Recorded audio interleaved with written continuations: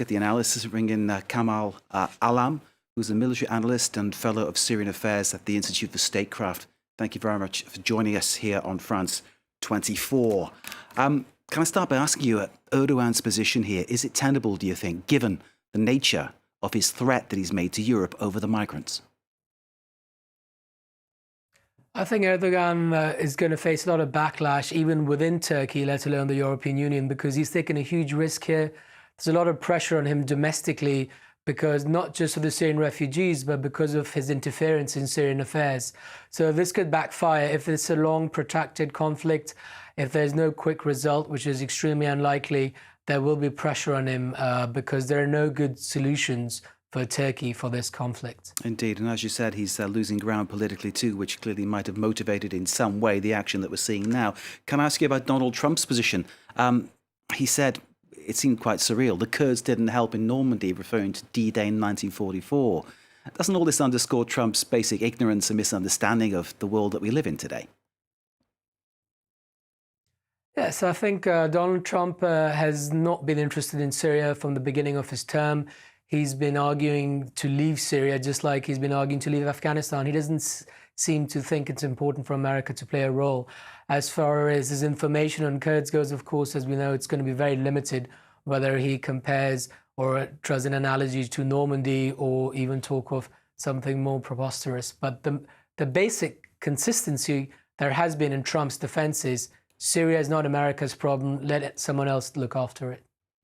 Indeed. I mean, one wonders if Trump had been in charge in 1944, would the US have got involved in the Second World War? One wonders about that too, but that's another question. Let's talk more about then Turkey, Syria and the Kurdish question now.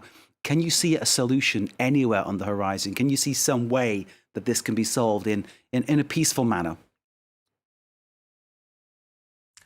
I think, as has been the case over the last 2-3 years, eventually it will be the Russians who will perhaps come and talk to Ankara and try to reason with them.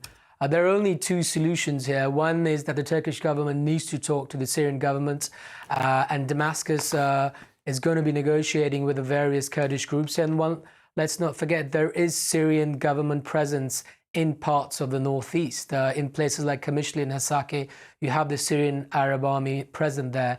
So the only peaceful solution can be Turkey talking to Russia, and eventually they'll have to deal with the Syrian government and President Assad. Should Turkey stay in NATO? Should it be kept in NATO? Should it be expelled from NATO?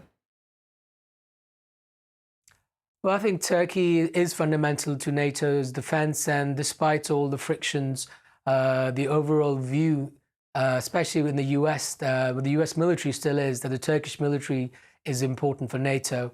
Erdogan's losing ground in Turkish politics, so although on paper he's still there for 4 years, but I think Turkey could change once Erdogan goes, and Turkey has been a reliable partner before. But of course, at the moment, with Erdogan's increasingly hostile behavior, one does question the position Turkey's in.